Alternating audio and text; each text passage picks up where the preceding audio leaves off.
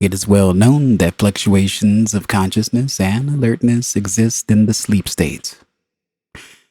Some periods of dream activity do supersede those of some waking states, but there are also fluctuations in normal waking consciousness, rhythms of intense activity followed by a much less active period of consciousness. Some waking states, of course, come very close to sleep states. These blend one into the other so that the rhythm often goes unnoticed.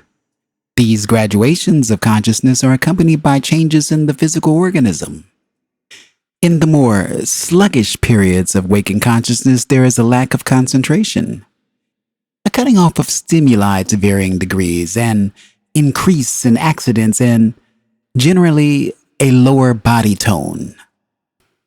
Because of your habits of an extended sleep period followed by an extended waking period, you do not take advantage of these rhythms of consciousness.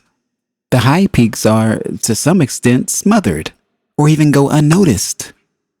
The sharp contrast and the high efficiency of the natural waking consciousness is barely utilized. Now, I am giving you all this material here because it will help you understand and use your present abilities. You are asking too much of normal waking consciousness, smoothing out the valleys and peaks of its activity, demanding in some cases that it go full blast ahead when it is actually at a minimal period, denying yourself the great mobility of consciousness that is possible.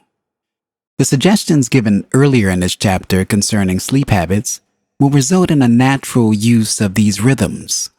The peaks will be experienced more frequently. Concentration will be increased. Problems seen more clearly.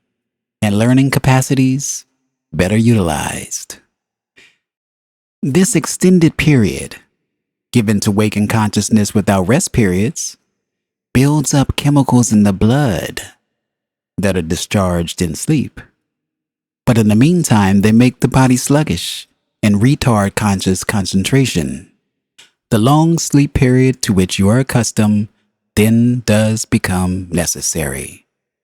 A vicious circle is formed. This forces overstimulations during the night, increasing the body's work, making it perform continuously over an extended time, physical purifications that ideally would be taken care of in briefer periods of rest. The ego feels threatened by the extended leave of absence it must take, becomes wary of sleep, and sets up barriers against the dream state. Many of these are highly artificial. A seeming duality is the result, and a mistrust on one part of the self toward the other.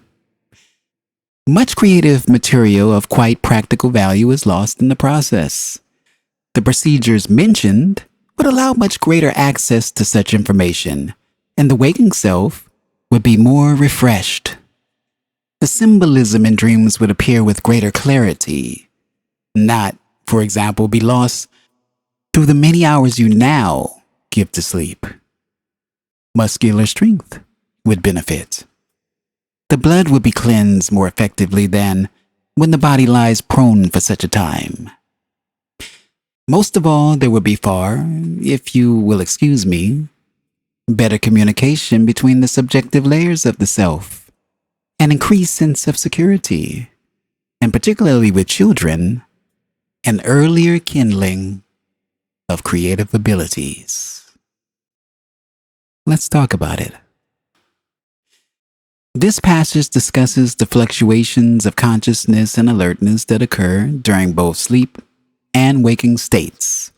It emphasizes the existence of various levels of consciousness and how they are accompanied by changes in the physical organism. During sleep, there are periods of dream activity that can be more intense than some waking states. Similarly, in normal waking consciousness, there are rhythms of intense activity followed by less active periods. Some waking states can closely resemble sleep states. and they often blend into each other unnoticed. Seth inserts that due to certain habits such as extended sleep periods followed by extended waking periods, individuals may not take full advantage of the rhythms of consciousness.